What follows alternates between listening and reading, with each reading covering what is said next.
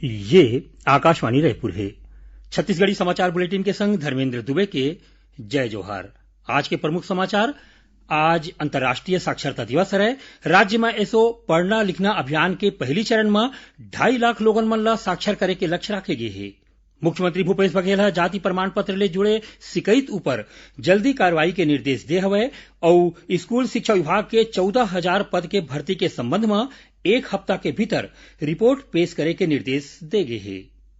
अब समाचार विस्तार ले।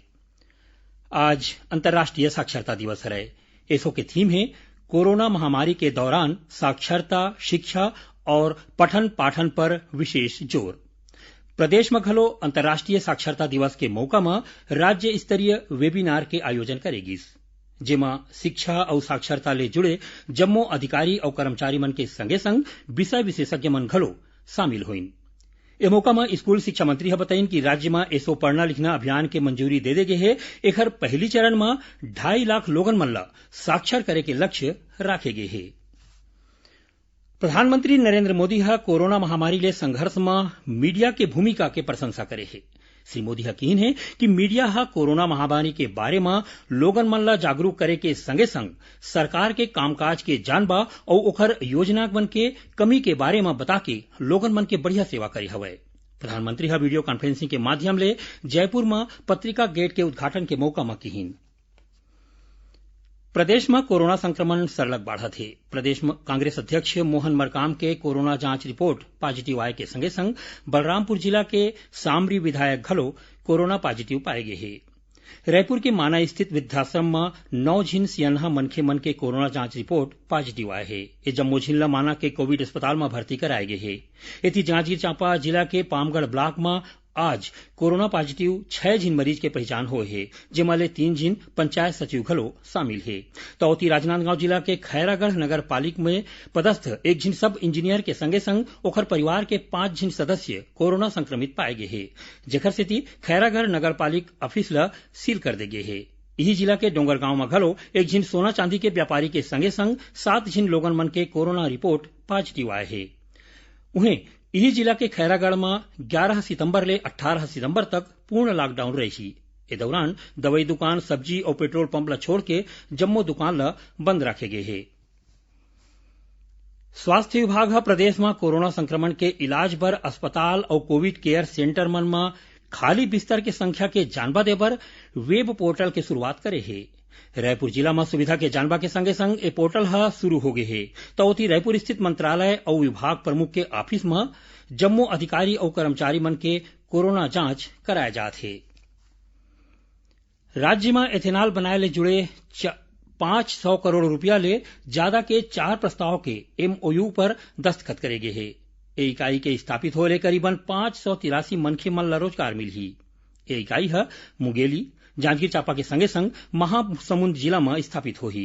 मुख्यमंत्री भूपेश बघेल के अगुवाई में काली रायपुर स्थित निवास कार्यालय में MOU के प्रस्ताव पर समझौता हुई।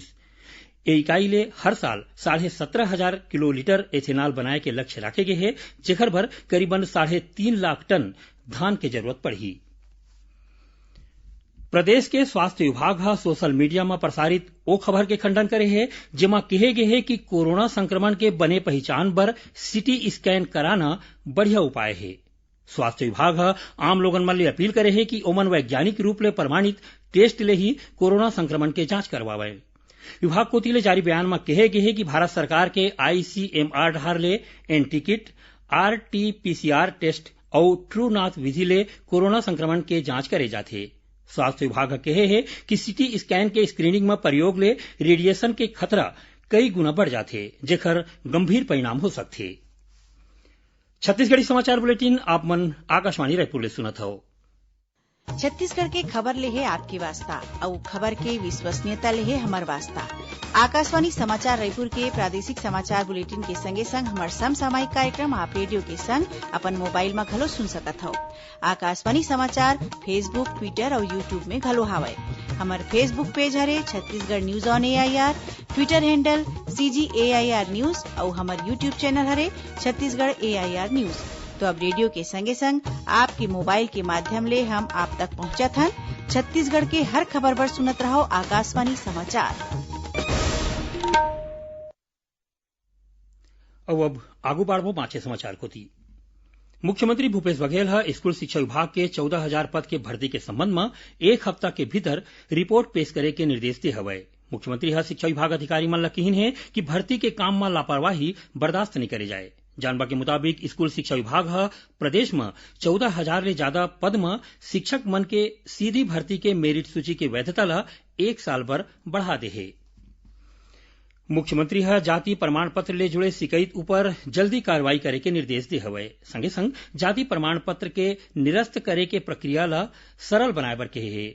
मुख्यमंत्री वीडियो कॉन्फ्रेंसिंग के माध्यम ले अनुसूचित जाति और अनुसूचित जनजाति अधिनियम के तहत बनाए गए राज्य स्तरीय सतर्कता और मॉनिटरिंग समिति के बैठका लीन। ओमन अधिकारी मन ला यहू बात कहीन कि कोनो भी मनखे फर्जी प्रमाण पत्र झन बना सके। एक संगे संग मुख्यमंत्री की अध्यक्षता में रखे गए राज्य जनजातीय सलाहकार परिषद के बैठका में जनजाति समुदाय के हित में भू राजस्व के धारा मन में संशोधन करे बर उप समिति बनाए के फैसला लीन। बीजापुर जिला के गंगालूर थाना क्षेत्र में यहाँ के आदिवासी मन कोरोना संक्रमण के इलाज में लापरवाही और स्कूली लड़का मन के पढ़ाई में आवत परेशानी ला निपटाए के मांग लेके रैली निकालीन। ये रैली में आदिवासी समुदाय के लोगन मन अपन वेशभूषा में हथियार और तीर बाण जैसन अस्त्र लेके शामिल हुईन। सुकमा जिला के चिंतलनार जगह ले सुरक्षा बल मन 2 झिन माओवादी मन ला गिरफ्तार करे है।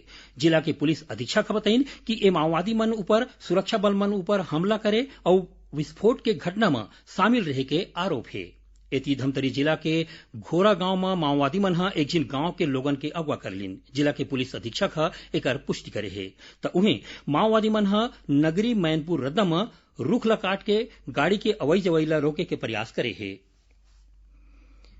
सुपोषण अभियान के मदद ले लॉकडाउन के पहली तक 6 महीना के भीतर राज्य में 13% लड़का मन ला कुपोषण मुक्त करे गे है। ये बात मुख्यमंत्री राष्ट्रीय पोषण माह के ई शुभारंभ के दौरान कहीन। मुख्यमंत्री बताइन कि प्रदेश में 37% लड़का मन कुपोषित हवै तो उन्हें 47% माइलोगिन मन एनीमिया माने खून के कमी ले पीड़ित है।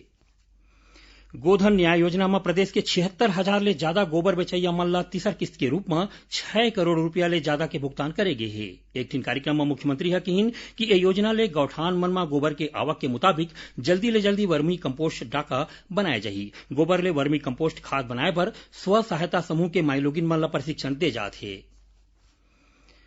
बलरामपुर जिला के करीबन 8 गांव मन में पाछू 15 दिन ले जंगली हाथी के एक दिन दल उत्पात मचावत है।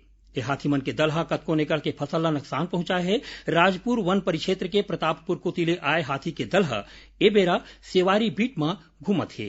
ओती कोरिया जिला के बैकुंठपुर के तीर्थखार में पाछू रतिहा हाथी के दल मन फसल ला अब्बड़ नुकसान पहुंचाए है।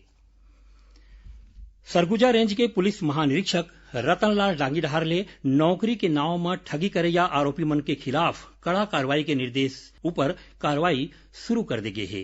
पाछू 24 घंटा के दौरान नौकरी लगाए के नाव में फर्जीवाड़ा करे के शिकायत ऊपर सरगुजा और कोरिया में 3-3, जसपुर में 2 और सूरजपुर में 1 ठिन मामला में FIR दर्ज करेगे है। आखिर में प्रमुख समाचार एक घाव फेर। आज अंतर्राष्ट्रीय साक्षरता दिवस है। राज्य में एसो पढ़ना लिखना अभियान के पहली चरण में 2.5 लाख लोगन मन ला साक्षर करे के लक्ष्य रखे गए है। मुख्यमंत्री भूपेश बघेल जाति प्रमाण पत्र ले जुड़े शिकायत पर जल्दी कार्रवाई करे के निर्देश दे हवै और स्कूल शिक्षा विभाग के 14,000 पद के भर्ती के संबंध में 1 हफ्ता के भीतर रिपोर्ट पेश करे के निर्देश दे गए है। एक संग छत्तीसगढ़ी समाचार बुलेटिन इहे सिरावत है। जय जोहार।